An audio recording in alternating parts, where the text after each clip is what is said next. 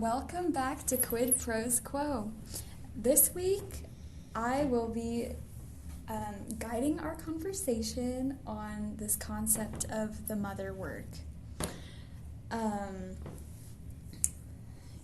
So, Rin, because I know that this is something that has mostly been something I'm familiar with, I just wanted to give a little bit of background just to orient ourselves. Yes, please because this is not my original thought at all. I first heard about this currently nebulous concept of the mother work from listening to a different writing podcast. Oh, we love that. I really do. So I was listening to No Right Way, which is something that Victoria Schwab has run. I think in 2019, maybe it was 2020. I honestly don't remember, but not a current thing. But one of the episodes, in each one she's been bringing on different writers, and then they just have a conversation about how they've gotten into writing and just different things, different subjects. But on one of them, she was talking to this writer, Sarah Maria Griffin, and they were talking together, and they just started talking about this thing called the mother work, and I was like, well, that, it sounds like something that you could probably, guess at the meaning, but as they were talking, it just really resonated with me. The concept basically goes that, you might get, obsessed with something for a while and just consume it on repeat, or you might have something else where you just always return to it. But basically it's this piece of media that in some way has impacted you over maybe a long time, on some level, even if it's not this deeply touched you, you're still always maybe not always desiring it or whatever, but, it's it has a regular importance in your life, and it definitely maybe, influences you to some degree. But basically, the mother work is this piece of media that, is really prominent in your life that maybe is, influences you in your creative process, or, the random elements of it become ingredients in what creative works you are producing. Interesting. Does that make sense? That makes sense to me. So if I can restate what you're saying, it's this piece of media that you consume, and then as you create, it comes out in small pieces. Yes, it contributes to your creativity, your creative process, your creative works. It doesn't necessarily, it's not really the same thing as, if you're writing something based on X myth or X legend. That's not really the same thing, because, that would be kind of I don't want to say copying, because I feel that's not it, but it's not it's using work inspired by something else, but the mother work is on a deeper level than that. Yeah, it's if you think of a mother figure, traditionally you might associate a mother with birth, and it's not this mother work has created your own work, but it directly contributes to that process of gestation of your work. Yeah. Which I think kind of makes more sense than just saying it influenced you. Yeah, absolutely. It was an integral part of the process, whether or not people who look at your work can tell what went into it. It still went into it, and it helped you. So it doesn't necessarily have to be here's this overt reference to this thing that I think is a mother work in my life, and then people recognize that. Yeah, it's more subtle. Yeah, usually, well, I can't really say usually, right? There's so many different ways to go about it, but I feel it might as you just said, be more subtle. I don't know. What do you think about that? Have you seen that working in your own processes? So last week I promised I would do some homework to like try and figure out what my mother work was, and I've been thinking about it all week, and I can't figure out exactly what it is because I definitely have pieces of media that I return to frequently, like Stargirl by Jerry Spinelli, which I mentioned last week is my favorite book of all time, or maybe like the movie Mamma Mia, like such a good comfort movie for me, or maybe even like Pride and Prejudice, both the book and the movies. But I'm like, what truly influences on my writing? Because one of my books and one of my book series now that I'm working on is an Alice in Wonderland inspired thing. But as you were saying, that doesn't like qualify as another work almost. It qualifies as like an inspiration piece. You probably wouldn't say, oh yeah, Alice in Wonderland is like my repeat read that I feel like recharges my creative energy, and it just like gets translated into whatever I do. It kind of like permeates my creative process. I don't think that would that's something you would say about Alice in Wonderland. No. But it's definitely like, I don't know, like you're retelling a story kind of. You're putting your own spin on it. So I do think that is separate, but yeah. I mean, you are also like, there's no strict rules about mother works either, which is the other thing. Like, you could have more than one. You could go through phases of life where at different points it's a different thing for you, you know? I think on the podcast I was listening to, the examples that these two women gave were Howl's Moving Castle. Oh my gosh, what a good book. Yeah, right? Oh my gosh. A great Ghibli movie too. Yeah. And the other one was The Princess Bride. Also amazing. Yeah, and so I was like, okay, like I can, like, I wasn't able to be like, okay, yeah, I can see how that influences your work, but I was like, you know what, those things make sense to me as being mother works to people. Yeah. Let's see. What is an example of a mother work in your own life, if you can think of one? Oh my gosh. Easily, Swan Lake. Now, this obviously, like, you know, there's like a million adaptations or whatever, but I've loved and studied the ballet itself. I grew up on those, like, Barbie ballet movies where Swan Lake was one of those.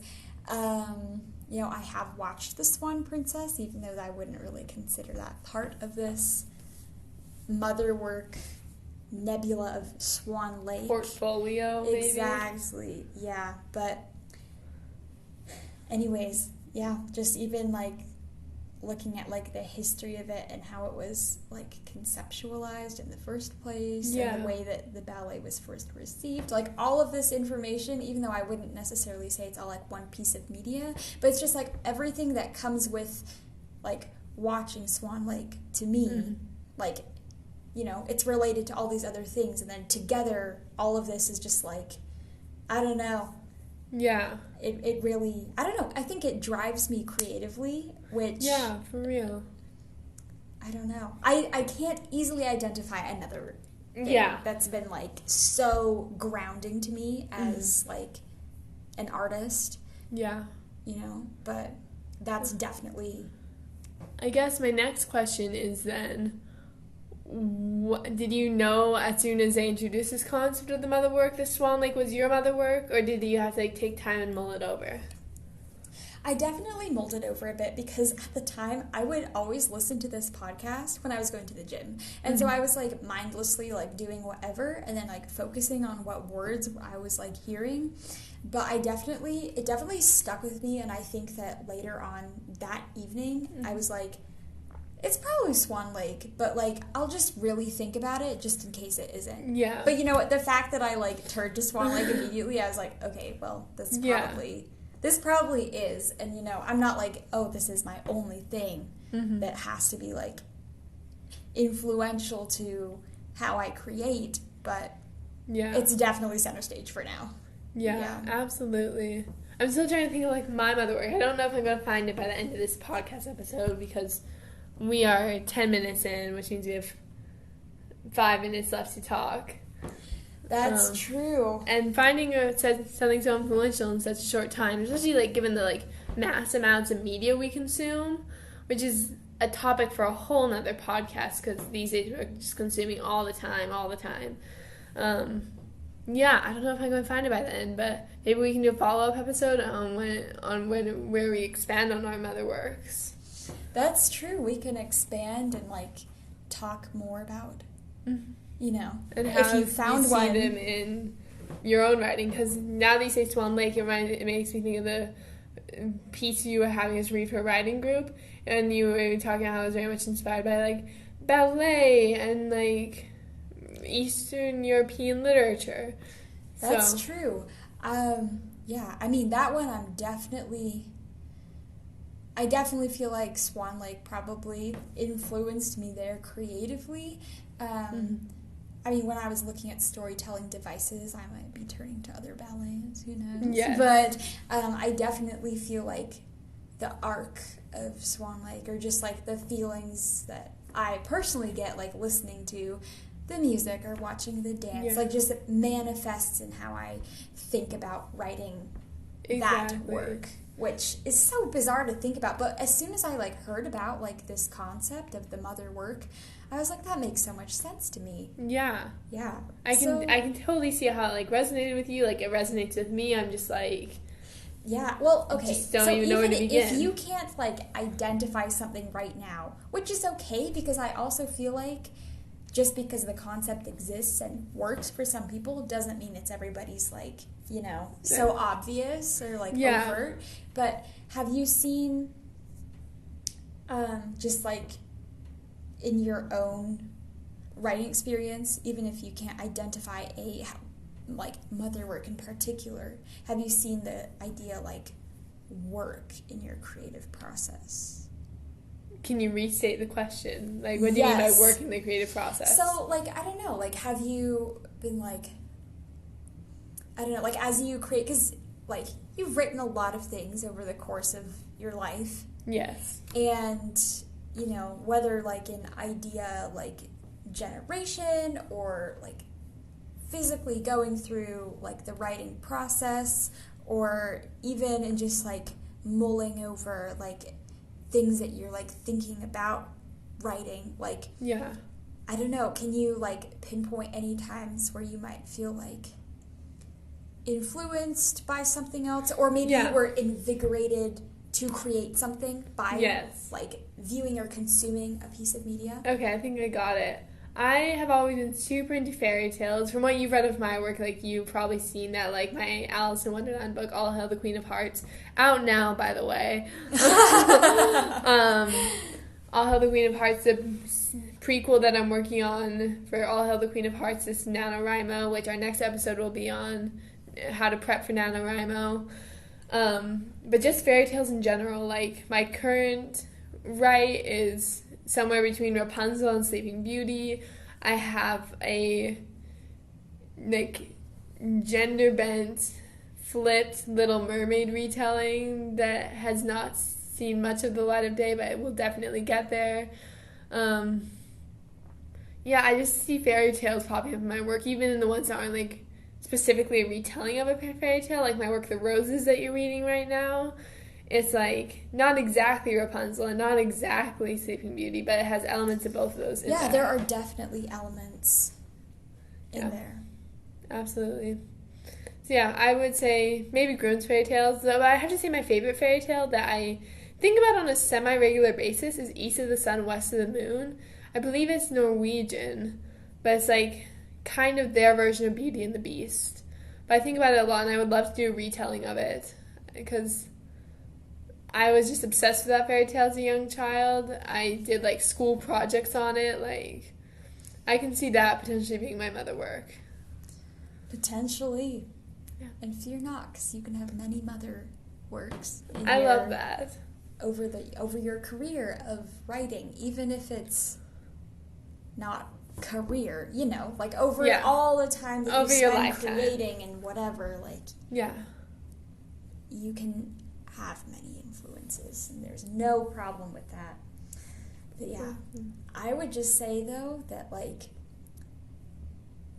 discovering that this was a concept and having that make sense to me, and then thinking about it and thinking about like what that could be in my own life, just put me in even more of a creative space. Yeah. Like it just like pushed me to just think about creating in a different way, which was awesome. Yeah. So if you ever get the time to ruminate more, I think it can definitely spark some creation or just some overall like thinking about the creative process that can be helpful. Yeah. Just to frame your I completely agree. artistic experience. Yeah.